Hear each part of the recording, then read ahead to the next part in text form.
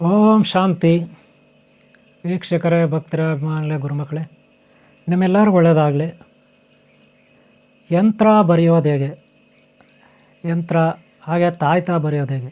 ತಾಯ್ತ ಯಾರಿಗಾದರೂ ಮಕ್ಕಳಿಗೆ ಆರೋಗ್ಯ ಸರಿ ಇಲ್ಲ ಅಂದರೆ ಅವ್ರಿಗೆ ನಾವು ತಾಯ್ತ, ನೀವು ನೋಡ್ಬೋದು, ತಾಯ್ತ ಕೈ ಕಟ್ತಾರೆ ಕೆಲವು ಗುರುಗಳ ಹತ್ರ ಅಲ್ಲಿ ಇಲ್ಲಿ ಹೋಗಿ. ಅದನ್ನು ಹೇಗೆ ರೆಡಿ ಮಾಡೋದು ಹೇಗೆ, ಅದನ್ನು ನಾನು ನಿಮಗೆ ಸ್ವಲ್ಪ ತಿಳಿಸ್ಕೊಡ್ತೀನಿ. ಅದರಲ್ಲಿ ಬೀಜಾಕ್ಷರ ಮಂತ್ರ ಇರುತ್ತೆ. ಬೀಜಾಕ್ಷರ ಮಂತ್ರವನ್ನು ಯಾವ ರೀತಿ ನಾವು ರೆಡಿ ಮಾಡಬೇಕು, ಹಾಗೆ ಬೀಜಾಕ್ಷರ ಮಂತ್ರವನ್ನು ರೆಡಿ ಮಾಡಿ ಅದನ್ನು ನಾವು ಒಂದು ತಾಯ್ತ ಗ್ರಂಥಿಗೆ ಅಂಗಡಿಗಳಲ್ಲಿ ಸಿಗುತ್ತೆ. ನಿಮಗೆ ಗ್ರಂಥಿಗೆ ಅಂಗಡಿಯಲ್ಲಿ ಚಿಕ್ಕ ಸೈಜು, ದೊಡ್ಡ ಸೈಜು, ಅದಕ್ಕಿಂತ ದೊಡ್ಡ ಸೈಜು, ಹೀಗೆ ಬೇರೆ ಬೇರೆ ತಾಯ್ತಗಳು ಸಿಗುತ್ತೆ. ಅದರಲ್ಲಿ ಫ್ಲ್ಯಾಟು ಬರುತ್ತೆ, ಹಾಗೆ ರೌಂಡು ಬರುತ್ತೆ. ನೀವು ರೌಂಡ್ ತೊಗೊಳ್ಳಿ. ಅದು ಓಪನ್ ಮಾಡಿದ್ರೆ ಸೇಮ್ ನಿಮ್ಮದು ಬಿ ಕಾಂಪ್ಲೆಕ್ಸ್ ಮಾತ್ರೆ ಟ್ಯೂಬುಗಳಿರುತ್ತಲ್ಲ, ಟ್ಯೂಬ್ ಕ್ಯಾಪ್ಸೂಲ್ಸ್, ಮಾತ್ರೆಗಳು, ಟ್ಯೂಬ್ ಮಾತ್ರೆ ಅಂತಿರಲ್ಲ, ಅದು ಓಪನ್ ಮಾಡಿದ್ರೆ ಹೆಂಗಿರುತ್ತೆ ಪೈಪು, ಮತ್ತೆ ಹಾಕ್ಬೋದಲ್ಲ ಮಾತ್ರೆಗಳು, ಆ ಥರ ಇರುತ್ತದು ತಾಯ್ತಗಳು. ನಿಮ್ಗೆ ಗೊತ್ತಿದೆ ತಾಯ್ತಗಳು. ಓಪನ್ ಮಾಡಿದ್ರೆ ಮುಚ್ಚಳ ಓಪನ್ ಆಗುತ್ತೆ. ಆಮೇಲೆ ನೀವೇನು ಬರೆದಿರ್ತೀರಿ, ಒಂದು ತಾಮ್ರದ ತಗಡು ಮೇಲೆ ಬರಿಬೋದು, ಇಲ್ಲ ಪೇಪರ್, ಒಳ್ಳೆ ಪೇಪರ್ ಇರುತ್ತಲ್ಲ, ಪೇಪರ್ನಲ್ಲಿ ಬರಿಬೋದು. ಪೇಪರ್ನಲ್ಲಿ ಬರೆದ್ರೆ ಏನು ಪ್ರಾಬ್ಲಮ್ ಅಂದರೆ, ಸ್ನಾನ ಮಾಡುವಾಗ ಅಥವಾ ನೀರಲ್ಲಿ ಬಿದ್ದಾಗ ಅದೇನಾದರೂ ಒಳಗಡೆ ನೀರು ಹೋಗಲ್ಲ. ನೀವು ತಾಯ್ತದೊಳಗಡೆ ನೀರು ಹೋಗಲ್ಲ, ಒಂದು ವೇಳೆ ಹೋದರೂ ಹೋಗುತ್ತೆ, ಹೇಳಕ್ಕೆ ಬರಲ್ಲ. ಅದಕ್ಕೆ ಪೇಪರ್ನಲ್ಲಿ ಬರಿಬಿಡಿ. ಇನ್ನೊಂದು ಇಂಕು, ನೀವು ಬರೀತೀರಲ್ಲ, ಇಂಕಲ್ಲಿ ಬರೆದ್ರೆ ಪೇಪರ್ನಲ್ಲಿ ಜಾಸ್ತಿ ದಿನ ಬಳಕೆ ಬರಲ್ಲ. ಅದಕ್ಕೆ ನೀವು ತಾಮ್ರದ ತಗಡು ಮೇಲೆ ಒಂದು ಸೂಜಿ, ದಬ್ಬಣ ಅಂತಿರಲ್ಲ, ಸೂಜಿ ತಗೊಂಡು ನೀಟಾಗಿ ಕೂತ್ಕೊಂಡು ಕೆತ್ತಬೋದು ಅಥವಾ ಬರೀಬೋದು. ಅಕ್ಷರಗಳು, ಬೀಜಾಕ್ಷರ ಮಂತ್ರ, ಅದನ್ನು ಸಿದ್ಧಿ ಮಾಡ್ಕೋಬೇಕು.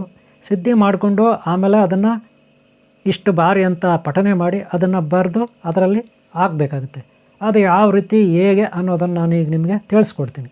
ಈ ವಿಡಿಯೋನ ನೀವು ಕೊನೆಯವರೆಗೂ ನೋಡಿ. ನೀವು ನಿಮ್ಮ ಮನೆಯಲ್ಲಿ ಮಕ್ಕಳಿಗೆ ಮೈ ಸರಿಯಿಲ್ಲ, ಜ್ವರ ಬಂತಂದರೆ, ಅಥವಾ ಬೇರೆ ಅಕ್ಕಪಕ್ಕದವರು ನಿಮ್ಮ ಹತ್ರ ಕಷ್ಟ ಹೇಳ್ಕೊಂಡು ಬಂದರೆ, ಅದೇನೇ ಇರಲಿ, ಸಾಲದ ಬಾಧೆ ಇರಲಿ, ಇಲ್ವಾ ಮದುವೆಗಳ ಬಗ್ಗೆ ಆಗಲಿ, ಇಲ್ಲ ದುಷ್ಟಶಕ್ತಿಗಳ ಕಾಟ ಇರಲಿ, ಬ್ರಹ್ಮರಾಕ್ಷಸ ಬಾಧೆ ಇರಲಿ, ಭೂತ ಪ್ರೇತ ಪಿಶಾಚಿಗಳ ಬಾಧೆ ಇರಲಿ, ಯಾವುದೇ ದಾರಿದ್ರ್ಯ ಇರಲಿ, ಈ ಒಂದು ತಾಯ್ತಗಳು ನೀವು ಬೀಜಾಕ್ಷರ ಮಂತ್ರಗಳು ಬರೆದು ಹಾಕಿದಾಗ, ಅವರಿಗೆ ತಾಯ್ತ ಕೊಟ್ಟಾಗ ಅಥವಾ ನೀವೇ ಕಟ್ಕೊಂಡಾಗ ಅದು ವಾಸಿ ಆಗುತ್ತೆ. ಯಾವುದೇ ಸಂದೇಹ ಬೇಡ. ಅದಕ್ಕೆ ಏನೆಲ್ಲ ಪ್ರೋಸೆಸ್ ಇದೆ, ಯಾವ ರೀತಿ ಅನ್ನೋದನ್ನು ನಾನೀಗ ನಿಮಗೆ ತಿಳಿಸ್ಕೊಡ್ತೀನಿ. ಈ ವಿಡಿಯೋನ ಕೊನೆಯವರೆಗೂ ನೋಡಿ. ಮೊದಲಿಗೆ ನಾವು ಏನಪ್ಪ ಅಂದರೆ, ಕಷ್ಟಗಳು ಬರುತ್ತೆ. ಕೆಲವರು ತಾಯ್ತ ಬೇಕು ಈ ರೀತಿ ಹೇಳಿಕೊಂಡು ಗುರುಗಳ ಹತ್ರ, ಸ್ವಾಮೀಜಿಗಳ ಹತ್ರ, ದೇವಸ್ಥಾನ ಅರ್ಚಕರ ಹತ್ರ ಅಥವಾ ಮಾಂತ್ರಿಕರ ಹತ್ರ ಹೋಗ್ತಾರೆ ಅಲ್ವಾ. ಅವರು ಏನೋ ಒಂದು ತಾಯ್ತ ಅವರು ನಮಗೆ ಕೊಡ್ತಾರೆ. ಅದನ್ನು ಇವರು ಕುತ್ತಿಗೆನಲ್ಲಿ ಕಟ್ಕೊಳ್ತಾರೋ, ಕೈ ಕಟ್ಕೊಳ್ತಾರೋ, ಸೊಂಟಕ್ಕೆ ಕಟ್ಕೊಳ್ತಾರೋ, ಅದು ಬೇರೆ ವಿಚಾರ. ಆದರೆ ನಾವೇ ತಯಾರು ಮಾಡೋದು ಹೇಗೆ, ನಾವೇ ಅದನ್ನು ಕಲ್ಕೊಳ್ಳೋದು ಹೇಗೆ ಅನ್ನೋದು ಇಲ್ಲಿ ವಿಚಾರ ಇರೋದು ಅಲ್ವಾ. ಮೊದಲಿಗೆ ನಾನು ಹೇಳ್ಕೊಡ್ತೀನಿ ನೋಡಿ. ಮೊದಲಿಗೆ ನಿಮಗೆ ಒಂದು ಬೀಜಾಕ್ಷರ ಸರ್ವಸಿದ್ಧಿ ಅಂದರೆ, ಎಲ್ಲ ಸಿದ್ಧಿಗಳು, ಎಲ್ಲ ಕಷ್ಟಗಳ ನಿವಾರಣೆಗೆ ಹೇಗೆ ಯೂಸ್ ಮಾಡೋದು ಒಂದೇ ಸಾರಿ. ನಾನಾ ರೀತಿಯ ಸಮಸ್ಯೆಗಳಿಗೆ ಒಂದು ಬೀಜಾಕ್ಷರ ಮಂತ್ರ ಕೊಡ್ತೀನಿ. ನಾನಾ ರೀತಿಯ ಸಮಸ್ಯೆಗಳಿಗೆ ಒಂದು ಗ್ರೂಪ್ ಇರುತ್ತದಲ್ಲ, ಕಷ್ಟಗಳು ಒಂದು ಲೀಸ್ಟೇ ಇರ್ತದೆ, ಕಷ್ಟಗಳ ಲೀಸ್ಟ್. ಆ ಎಲ್ಲದಕ್ಕೂ ಇದು ಯೂಸ್ ಆಗುತ್ತೆ. ಸರ್ವಸಿದ್ಧಿ ಮಂತ್ರ ಏನು ಹೇಳಿದ್ನಿ, ಸರ್ವಸಿದ್ಧಿ ಮಂತ್ರ ಅಂದರೆ ಎಲ್ಲ ಕಷ್ಟಗಳಿಗೆ ನಿವಾರಣೆ ಮಾಡ್ತಕ್ಕಂಥ ಒಂದು ಸರ್ವ ಸಮಸ್ಯೆ ನಿವಾರಕ ಮಂತ್ರ ಅಂತ ತಿಳ್ಕೊಳ್ಳಿ. ಸರ್ವಸಿದ್ಧಿ ಮಂತ್ರ ಇದು. ಸರ್ವಸಿದ್ಧಿ ಮಂತ್ರವನ್ನು ನಾನು ಸರ್ವ ಕಾರ್ಯ ಸಿದ್ಧಿ ಮಂತ್ರ ಇದನ್ನು ನಾನು ನಿಮಗೆ ಯಾವ ರೀತಿ ಬರೆಯೋದು, ಅದು ಬರೆದ ಮೇಲೆ ಹೇಗೆ ಪಠನೆ ಅದನ್ನು ತಾಯ್ದಲ್ಲಿ ಹಾಕೋದು ನಿಮ್ಗೆ ಹೇಳ್ಕೊಡ್ತೀನಿ ನೋಡಿ. ಮೊದಲಿಗೆ ಈ ಬೀಜಾಕ್ಷರ ಮಂತ್ರ ನಾನು ನಿಮಗೆ ಕೊಡ್ತಾಯಿದ್ದೀನಿ, ನೋಡ್ಕೊಬಿಡಿ. ಈ ಬೀಜಾಕ್ಷರ ಮಂತ್ರ ನೋಡ್ಕೊಬಿಡಿ. ಓಂ ಶಾಂತಿ ವೀಕ್ಷಕರೇ, ಮೊದಲಿಗೆ ನೀವು ಒಂದು ಪೇಪರ್ನಲ್ಲಿ ಈ ರೀತಿ ಮನೆಗಳನ್ನು ಮಾಡ್ಕೊಳ್ಳಿ. 1 2 3 4 5 ಮನೆ ಮಾಡ್ಕೊಳ್ಳಿ ಈ ರೀತಿ. ಅದು ತಾಯ್ತದ ತಾಮ್ರದ ತಗಡು ಆದರೂ ಹಾಕ್ಬೋದು. ನಿಮಗೆ ತಾಮ್ರದ ತಗಡು ಬರುತ್ತಲ್ಲ, ಅದರಲ್ಲಾದರೂ ಮಾಡ್ಕೊಳ್ಳಿ, ಅಥವಾ ಮಾಮೂಲಿ ಪೇಪರ್ನಲ್ಲಾದರೂ ಮಾಡ್ಕೊಳ್ಳಿ.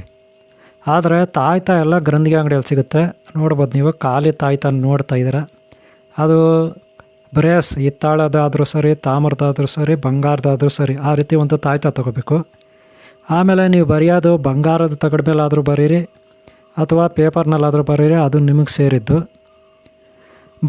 ಬರೆಯೋದು ಹೇಗೆ ಅಂತ ನೋಡಿದ್ರಲ್ಲ, 5 ಮನೆ ಇರುತ್ತೆ. ಅಲ್ಲಿಗೆ ತಾಯ್ತಾ ಒಂದು ಪೇಪರು ಅಥವಾ ತಗಡು, ತಾಮ್ರದ ತಗಡು, ಅದರಲ್ಲಿ ನೀವು ಯಾವ ರೀತಿ ರೆಡಿ ಮಾಡಬೇಕು. ಇಲ್ಲಿ ನೋಡಿ 5 ಮನೆ ಇದೆ.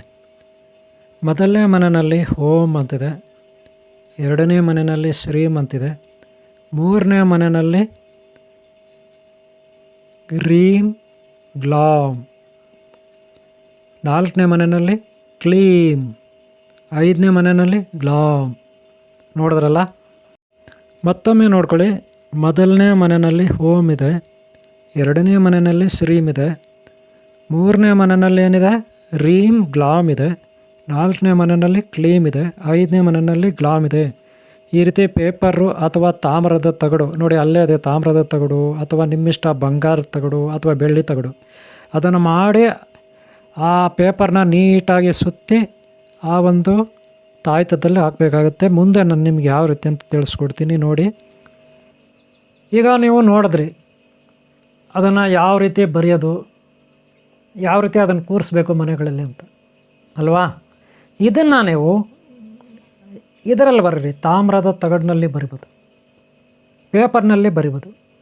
ಆಮೇಲೆ ಅದನ್ನು ನೀಟಾಗಿ ಫೋಲ್ಡ್ ಮಾಡಿ, ಅಂದರೆ ರೌಂಡಾಗಿ ಸುತ್ತಬಿಟ್ಟು ಆ ಒಂದು ತಾಯ್ತದಲ್ಲಿ ಸೇರಿಸಿ ಮುಚ್ಚಳ ಹಾಕಿ ಅದಕ್ಕೆ ದಾರ ಹಾಕಬೇಕು. ಓಕೆನಾ?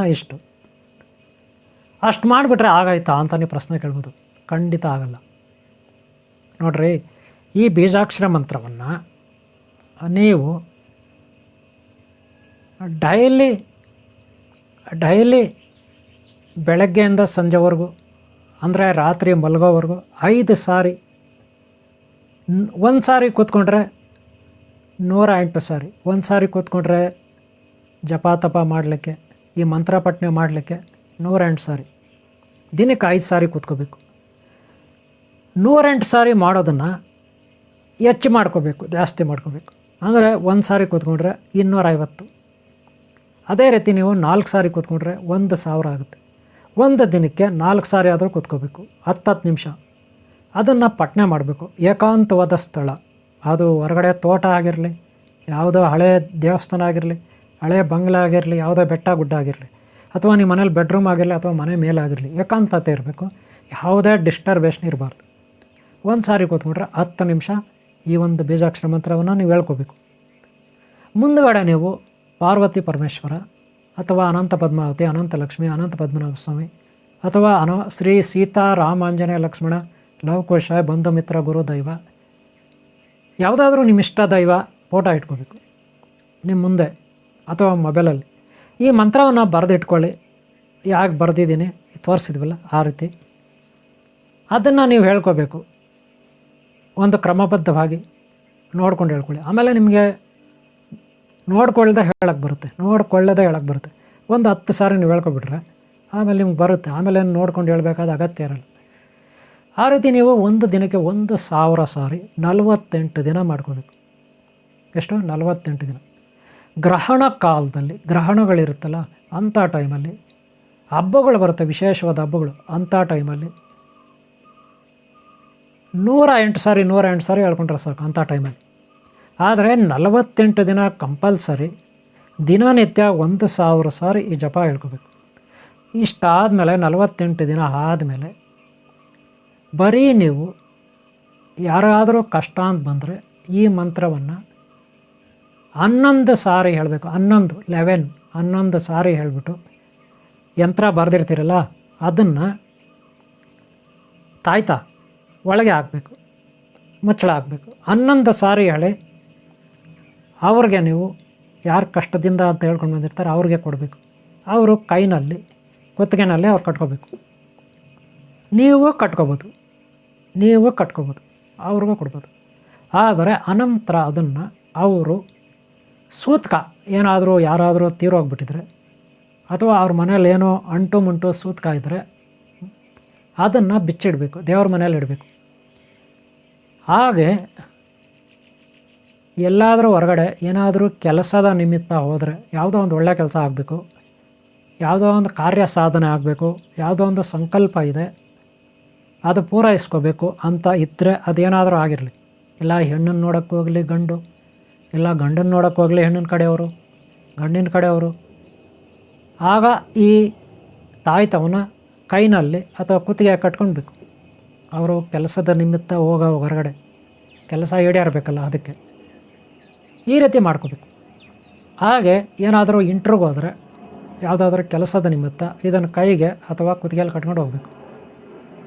ಆಮೇಲೆ ಇನ್ನೂ ಯಾವುದೋ ಕೆಲಸದ ಮೇಲೆ ಹೋದರೆ ಇದನ್ನು ಕಟ್ಕೊಂಡು ಹೋಗ್ಬೇಕು. ಏನೇ ಇರಲಿ, ಹೊರಗಡೆ ನಾವು ಯಾವುದೋ ಒಂದು ವ್ಯಾಪಾರ, ಯಾವುದೋ ಒಂದು ಕೆಲಸ, ಯಾವುದೋ ಒಂದು ಕಾರ್ಯಕ್ಕೆ ಹೋದಾಗ ಈ ತಾಯ್ತ ಕಟ್ಕೊಂಡು ಹೋಗ್ಬೇಕು. ಗೊತ್ತಾಯ್ತಲ್ಲ. ಆಮೇಲೆ ಮನೆಗೆ ಬಂದಮೇಲೆ ಅದನ್ನು ಬಿಚ್ಚಿ ದೇವ್ರ ಮನೇಲಿ ಇಡಬೇಕು.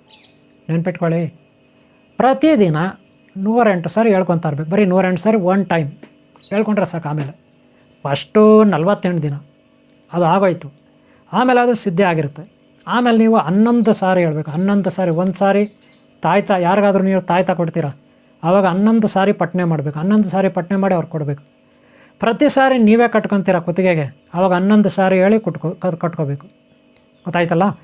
ಸೂತ್ಕ ಮಡಿ ಇವೆಲ್ಲ ಇರುವಾಗ ಅದನ್ನು ಬಿಚ್ಚಿ ಮನೇಲಿ ಇಟ್ಟಿರ್ಬೇಕು. ಅದಕ್ಕೆ ದೇವ್ರ ಮನೇಲಿ ಇಟ್ಕೋಬೇಕು. ನಿಮಗೆ ಬೇಕಾದಾಗ ಅವಶ್ಯಕತೆ ಇರೋವಾಗ ಮಾತ್ರ ಅದು ಕಟ್ಕೊಂಡು ಹೋಗ್ಬೇಕು. ಅದೇ ರೀತಿ ನೀವು ಬೇರೆಯವ್ರಿಗೆ ಕೊಡೋವಾಗ ಅವ್ರಿಗೂ ಹೇಳಬೇಕು. ಗೊತ್ತಾಯ್ತಲ್ಲ. ಅವರು ಎಲ್ಲಾದರೂ ಹೋಗೋವಾಗ, ಯಾವುದಾದ್ರೂ ಕೆಲಸಗಾರಿಗೆ ಹೋಗುವಾಗ ಅವರು ಅವಾಗ ಕಟ್ಕೊಂಡು ಹೋಗ್ಬೇಕು. ಬೇರೆ ಟೈಮಲ್ಲೇ ಅದನ್ನು ದೇವ್ರ ಮನೇಲಿ ಇಡಬೇಕು. ಈಗ ಅರ್ಥ ಆಯ್ತಾ. ಯಾವುದೇ ಕಾರಣಕ್ಕೂ ಅದು ಅದಕ್ಕೆ ಅದು ಸೂತ್ಕ ಬೀಳಬಾರ್ದು, ಅದು ಭಂಗ ಆಗಬಾರ್ದು. ಆ ರೀತಿ ನೀವು ನೋಡ್ಕೋಬೇಕು. ಗೊತ್ತಾಯ್ತಲ್ಲ. ಈ ರೀತಿ ಮಾಡಿದಾಗ ಅದಕ್ಕೆ ಶಕ್ತಿ ಇರುತ್ತೆ. ದೇವ್ರ ಮನೇಲಿ ಇಟ್ಟಿರ್ತೀರಲ್ಲ ಅದಕ್ಕೆ. ಗೊತ್ತಾಯ್ತಲ್ಲ.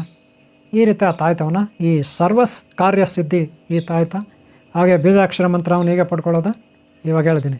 ಇದು ಬರೆಯೋದು ಬಂದು ತಾಮ್ರದ ತಗಡು ಅಥವಾ ಪೇಪರ್ನಲ್ಲಿ ಬರಿಬೋದು. ಪೇಪರ್ನಲ್ಲಿ ಬೇಗನೆ ಆಯುಸ್ ಮುಗಿಯುತ್ತೆ. ತಾಮ್ರದ ತಗಡಲ್ಲಿ ಬರೆದ್ರೆ ಒಳ್ಳೆಯದು. ಓಕೆನಾ. ಇದು ಗ್ರಂಥಿಗೆ ಅಂಗಡಿಯಲ್ಲಿ ಸಿಗುತ್ತೆ ಐಟಮ್ಸು. ತಾಯ್ತ, ಆ ಯಂತ್ರಗಳು, ಖಾಲಿ ಯಂತ್ರಗಳು ಸಿಗುತ್ತೆ. ಪೇಪರ್, ತಾಮ್ರದ ತಗಡು ಸಿಗುತ್ತೆ. ಅದರಲ್ಲಿ ನೀವು ಬರಿಬೋದು. ಬರೀಲಿಕ್ಕೆ ಸೂಜಿ, ದಬಡ ಅಂತೀವಲ್ಲ, ಒಂದು ಮೊಳೆ ಥರ. ಇಷ್ಟು ಮಾಡ್ಕೊಳ್ಳಿ. ಆದರೆ ಒಂದು ವೇಳೆ ನೀವೇ ಈ ಬೀಜಾಕ್ಷರ ಮಂತ್ರನ ಪಠನೆ ಮಾಡ್ಬೋದು, ಸಾಧನೆ ಮಾಡ್ಬೋದು. ಇಲ್ಲ ನಾವು ಗುರುಗಳ ಹತ್ರ ದೀಕ್ಷೆ ತಗೊಳ್ತೀವಿ, ಅದನ್ನು ಇಲ್ಲ ಉಪದೇಶ ತಗೊಳ್ತೀವಿ ಅಂದರೆ ನಾವು ಆನ್ಲೈನ್ ಅಂದರೆ ಫೋನ್ನಲ್ಲಿ, ಇವಾಗ ಹೆಂಗಿದೆ ಫೋನ್ನಲ್ಲಿ ಭಾನುವಾರ, ಮಂಗಳವಾರ, ಶನಿವಾರ ಬೀಜಾಕ್ಷರ ಮಂತ್ರವನ್ನು ನಾನು ಕೊಡಬೇಕಾದ್ರೆ ನಾವು ಕೂಡ ಕೊಡ್ತೀನಿ. ನೀವು ತಗೋಬೋದು. ಕಾಲ್ ಮಾಡಿ, ನಂಬರ್ ಕೊಟ್ಟಿರ್ತೀನಿ, ಕಾಲ್ ಮಾಡಿ ದೀಕ್ಷೆ ತಗೊಳ್ಳಿ, ಮಂತ್ರೋಪದೇಶ ತಗೊಳ್ಳಿ. ಗೊತ್ತಾಯ್ತಲ್ಲ. ನೀವು ಸಾಧನೆ ಮಾಡಿ. ಇದು ಸರ್ವಕಾರ್ಯಸಿದ್ಧಿ ಮಂತ್ರ. ಓಕೆನಾ. ಇಷ್ಟು ಹೇಳ್ತಾ ಈ ವಿಡಿಯೋನ ಮುಗಿಸ್ತಾ ಇದ್ದೀನಿ.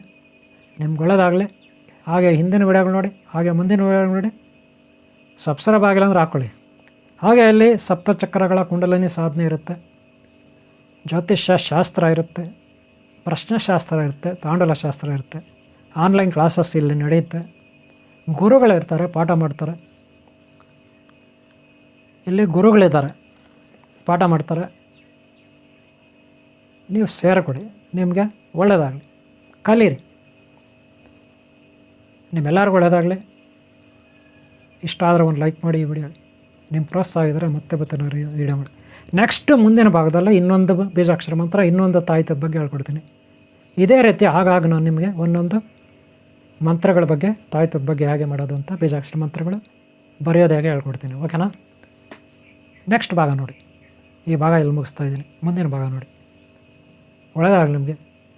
ಓಂ ಶಾಂತಿ, ಓಂ ಶಾಂತಿ, ಓಂ ಶಾಂತಿ.